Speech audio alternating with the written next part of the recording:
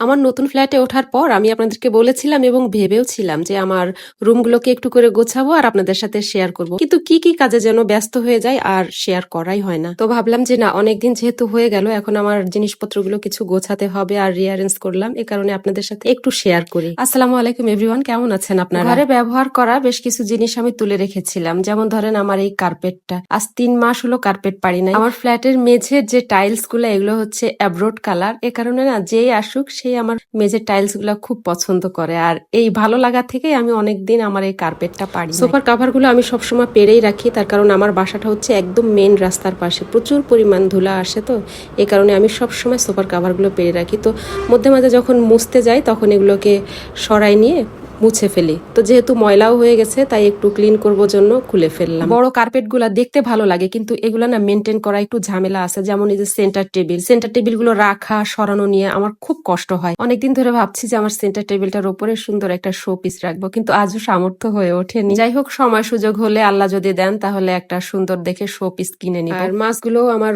মরে গেছিল, আমি গত 2 দিন আগে মাছগুলো আবার কিনে নিয়ে এসেছি। আমার অবসর সময় বা যখন একটু খারাপ লাগে তখন কিন্তু আমি মাছ দেখি। আমার পাখিও ছিল, কিন্তু পাখি এখন আর নাই, পাখিগুলো মারা গেছে। তো আল্লাহ যদি সুযোগ দেন আমি অল্প কিছু পাখিও কিনবো, কারণ আমি যেখানে যেখানে যাই পাখিগুলো আমার সেখানে নিয়ে ঘুরতে আমার খুব ভালো লাগে। তো আমার এই লিভিং রুমটার যে ছোট্ট একটা কর্নারের শোকেসটা আছে, এই শোকেসটা আমি খুব একটা গুছিয়ে উঠতে পারিনি, যেটুকু ছিল জিনিসপত্র সেটা দিয়েই মোটামুটি একটু সিম্পলি সাজিয়ে রাখার চেষ্টা করছি। আর গাছপালা, মাছ, পাখি, তার সাথে ফুলও আমার খুব পছন্দ। যখনই আমি মনে করি যে আমার কোনো একটা জায়গা, রুমের ধরেন যে কোনো একটা জায়গা আমি একটু সুন্দর করলাম, সাথে সাথে আমি একটু ফুল কালেকশন করে সেখানে হয়তো টবে বা কোনো কিছু একটাতে রেখে দিই। বন্ধুরা, একটা কথা বলি, আমার এই পর্দার কাপড়গুলো আপনাদের কাছে কেমন লাগলো আমাকে কিন্তু একটু জানাবেন। তার কারণ আমি যখন পর্দার কাপড়গুলো এই বাসায় উঠে কিনতে যাই, আমি নিজে ডিসিশন নিতে পারছিলাম না কিছুতেই যে কেমন পর্দার কাপড় হলে ভালো হবে। তো আমার সিদ্ধান্ত এবং আমার হাজবেন্ড বা আমার একজন মামা বন্ধু আছেন, ওনাদের পরামর্শে আমি এই পর্দার কাপড়টা কিনছি।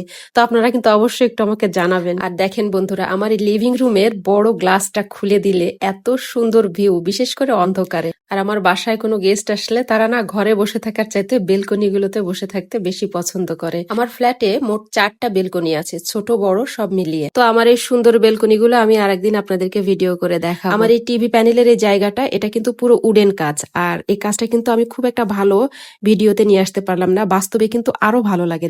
আমার ফুপু শাশুড়িকে মাঝে মধ্যে হয়তো আপনারা দেখেন, উনি আমাদের সাথে আজ 14-15 বছর থেকে থাকেন, আর উনি কিন্তু আমার সমস্ত কাজের সঙ্গী। উনি না থাকলে হয়তো আমি এতগুলো কাজ একসঙ্গে করতেও পারতাম না। রুমটা তো মোটামুটি গুছিয়ে ফেললাম, এবার আমার লাইটের প্যানেলগুলো জ্বালিয়ে দেই। আর লাইটের প্যানেলগুলো জ্বালানোর পরে দেখেন একে একে কতটা সুন্দর লাগে দেখতে।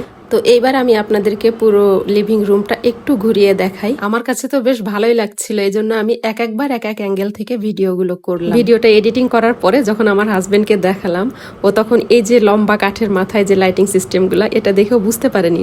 ও আমাকে বলছে যে এতগুলো মোমবাতি তুমি কোথায় পেলে? বন্ধুরা, অনেকগুলো কাজ করলাম, কাজ করে একটু হাঁপিয়ে উঠছি, তাই একটু আম নিয়ে বসে গেলাম। আজ এ পর্যন্তই বন্ধুরা, সবাই ভালো থাকবেন, আল্লাহ হাফেজ।